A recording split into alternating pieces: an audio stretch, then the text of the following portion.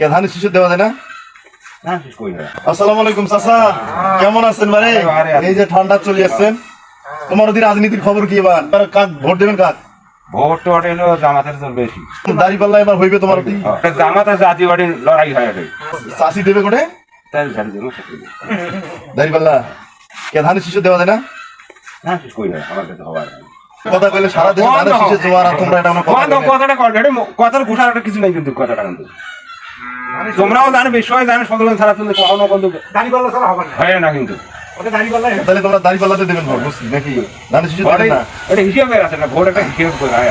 এক নম্বর যত লোক থাক, এক নম্বর আব্দুল আজিজের কোনো বাংলার লোক নাই, জামাতের লোক। জামাতের লোক যে কোনো লগেজ করে একটা ছোট টাইগার পাইছেন। এখন আমার আব্বারা গপ্প করি এসে বলা জিন্দিগির মোট কোনো বিএনপি হয় নাই।